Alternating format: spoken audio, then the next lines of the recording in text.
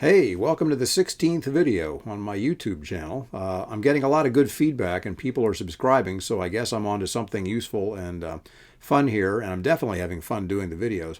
So I wanted to give you a little bit more information about what I do, because this is really just the tip of my musical iceberg. I give private guitar and bass lessons, including theory and ear training.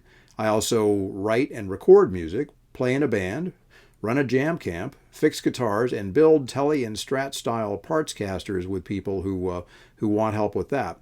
So you can find more about all this stuff on my website, which is, as you can see on the screen, www.jscottguitar.com. Please go and take a look and stay a while. There are a lot of articles to read on the things that I do and a lot of photos of the guitars that I build and other things that I think are interesting, and I hope you will enjoy too. So please check that out, and meanwhile keep tuning into the videos. There's lots more to come.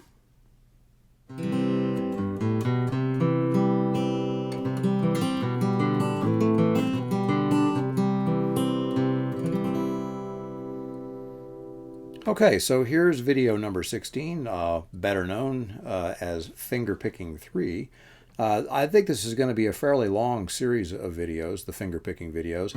I play this way a lot, and I teach a lot of people to play like this, and it's a really fun way to play the guitar, partly because it's so self-contained and you can sound great all by yourself without needing to go out and rustle up people to start a band or rely on anybody else to fill out the sound you're trying to make. So it's pretty cool that way. So we're going to work on two chord sequences which are probably going to be familiar to you from your listening, but may not be things that you know how to play. So the first one, we're going to start with this Cowboy C chord here. All the notes that I'm playing in this example are on strings 5, 4, 3, and 2. We're not going to need strings 6 and 1 for this. So we start with that, and this C chord, of course, has a C here on string 5, fret 3, a C note in the bass. So that is what we call the root of the chord. I'm not going to talk a lot about chord theory with this, but I am going to throw out some of those terms so that you guys who know how to do this already will, or you know how chord theory works, will be able to use this to understand what's happening. If you don't know chord theory yet, don't worry about it. Just kind of copy the fingerings and the sounds and the technique that we're using here, and you'll be just fine with all that. So after the C chord, we're going to move on to a G major chord, but it's going to be a G over B, meaning that the bass note for this chord is this B, which is located right here under my second finger on string 5, fret 2. Okay, the other note that I'm playing is with my pinky here on string 2, fret 3. We're going to move from that right on down to the old A minor chord, whose bass note is the A on open string 5, and then we're going to complete the cycle by moving back to the G over B chord, and then we're back to the C to start another run through. Now, one of the most important things I think about learning to play, I tell my students this all the time, set up your practice routine so that you're training the hands individually before you try to get them to work together. People who have seen any of the videos of all the amazing finger pickers out there immediately try to, jump in with both hands, both feet, do all this stuff at one time without realizing that you got to solve a lot of problems in your fretting hand and then in your picking hand before you can figure out how to make those hands work together and get the great sounds that you're hearing on videos and on recordings and at live shows. So what's going to happen with this is, first of all, you want to practice getting the chords really smooth. So I'm going to set it up so that we're going to play 4 beats per chord, and I'm just going to count it off at a slow tempo. And I'm sounding the chords with my thumb and 3 fingers, so all the notes sound at one time. Okay, so we're going to go 1, 2, 3, 4, 1, 2, 3, 4, 1, 2, 3, 4, 1, 2, 3, 4, and 1, 2, 3, and off you go into another repetition of the sequence. Now, when you do that stuff, try to lift and land your fingers as quickly as you can, and hopefully bring your fingers up together and back down together, because this really helps get the smoothest possible transition between chords. Now with my right hand, picking hand, what I'm going to get into is the same two patterns that I laid out for you in Fingerpicking number 2. So if you haven't seen that video yet, it's good to go back and watch that. We've got a pinch pattern, meaning we're going to be hitting pairs of strings together. And an alternating pattern, meaning that we're going to play our bass notes on the beats, and then the melody notes are going to fall in between the beats. So the way I've set my right hand up here, my picking hand, is that I'm going to use my thumb on the bass strings, which are strings 5 and 4. Sorry. And then my index finger is going to cover any of the notes that fall on string 3, and my middle finger is going to cover all the notes that fall on string 2. So when I do the pinch, I'm going to play 5 and 3 together, that's thumb and index, and then thumb and middle, strings 4 and 2.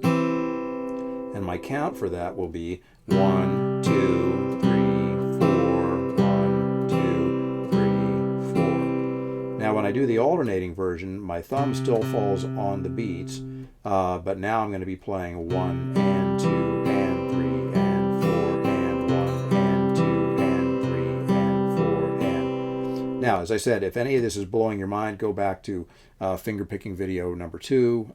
You'll see it right there on my YouTube channel, and that'll give you a complete and thorough breakdown on what you need to do with those things.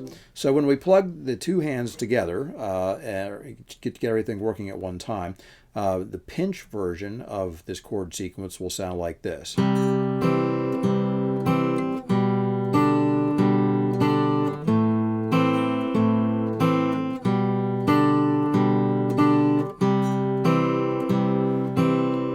And the alternating version will sound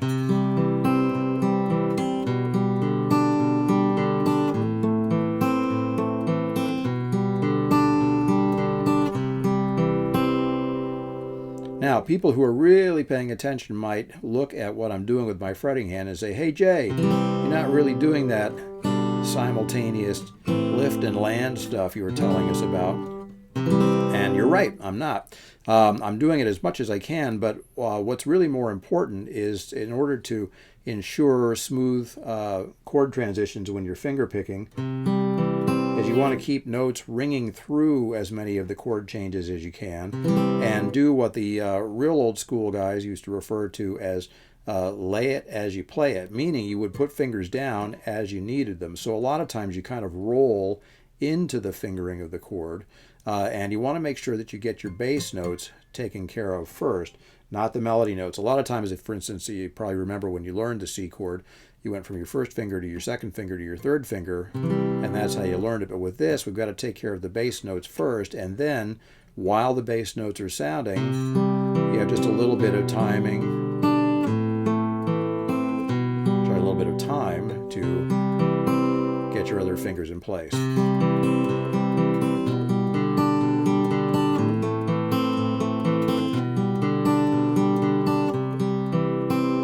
Okay, so really important.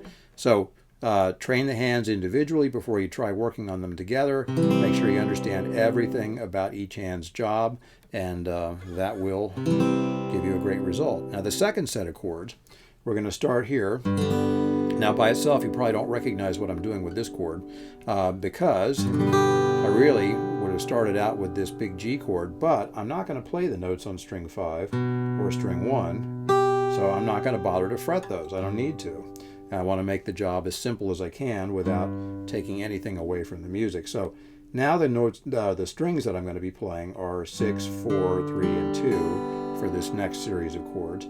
And you'll notice that I am using my second finger on the G chord. I could use my third finger, but I want to use my second finger because I'm going to transition right into the next chord, which is a D major over F sharp. Okay, guess what? That's the third of the chord again, not the root.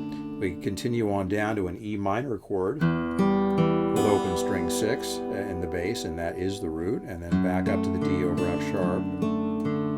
Okay, so when I go to train my fretting hand, I want to be able to do 2, 3, 4, 2, 3, 4, 2, 3, 4, 2, 3, 4, warm up my pinch pattern, and that's going to be strings 6 and 3, thumb and index, and then strings 4 and 2, thumb and middle. Okay, with the alternate, 6, 3, 4, 2. Okay, and then when I put the whole thing together, I'm going to have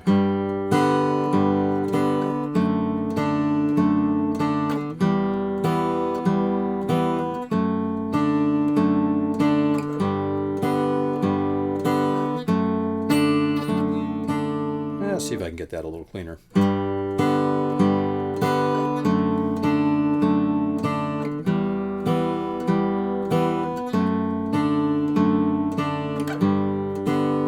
Okay, an alternate will sound.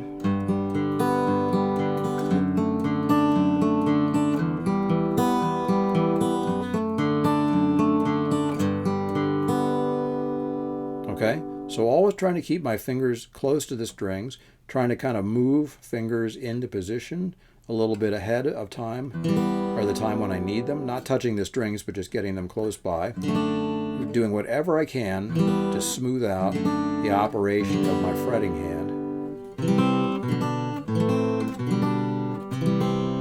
Okay, so by this point you probably have thought of a dozen songs where you've heard finger picking patterns like these, and this of course is going to help you work out what's actually going on with those recordings, which is pretty cool. The stuff's a lot of fun. When you play it, your friends will think you're amazing. That's never a bad thing.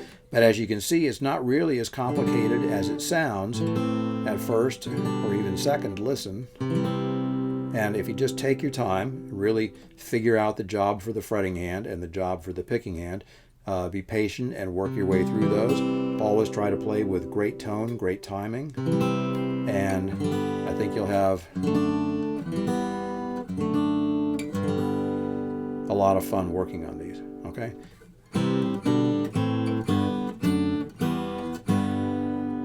I mean, they've got to sound good, right? They've been written into so many songs. All right, have fun.